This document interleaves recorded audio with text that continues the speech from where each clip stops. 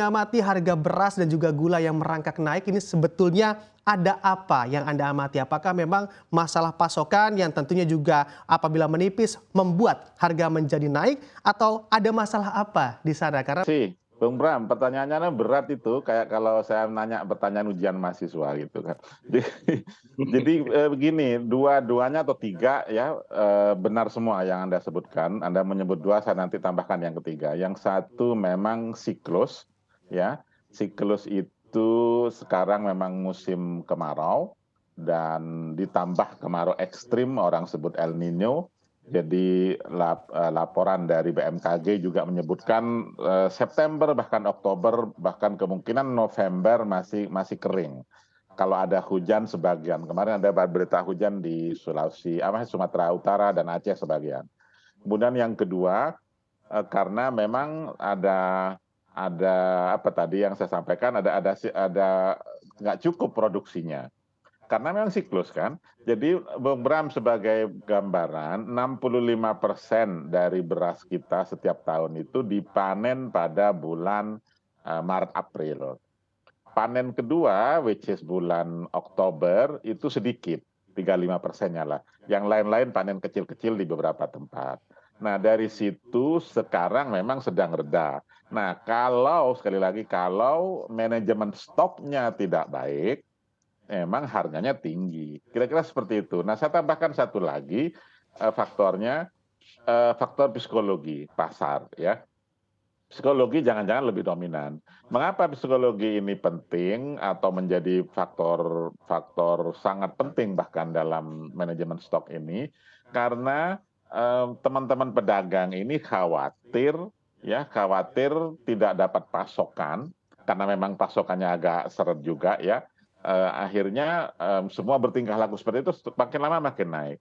Dan Anda nyebut tadi yang 15.000 untuk Pandanwangi, yang average ya Bung Bram, itu saya catat sudah 13.850 per kemarin, ya.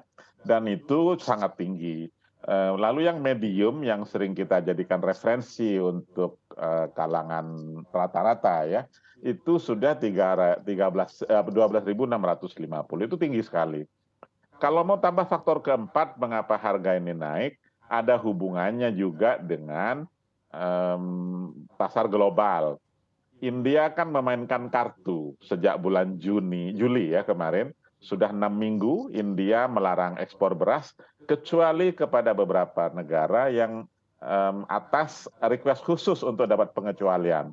Singapura, Mauritius, kemudian Bhutan, dan lain-lainnya. Itu India melakukan pengecualian itu. Yang lain, dia tahan. Nah, apa maknanya? Ya katanya sih untuk menjaga harga domestik di India.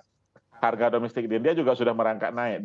Kalau kita tadi bicara 12.000, di sana mereka tuh sudah 8.000, itu sudah mahal sekali ya.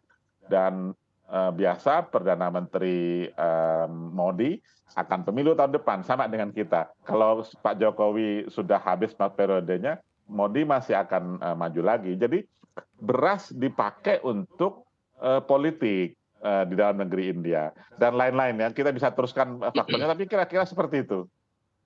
Oke, baik. Adakah kaitannya juga jelang tahun politik ini ternyata beras kita juga sebetulnya masuk dalam ranah politik, Pak Bustanil? Silakan. Saya pikir ya, dan historically kita memang sudah seperti itu.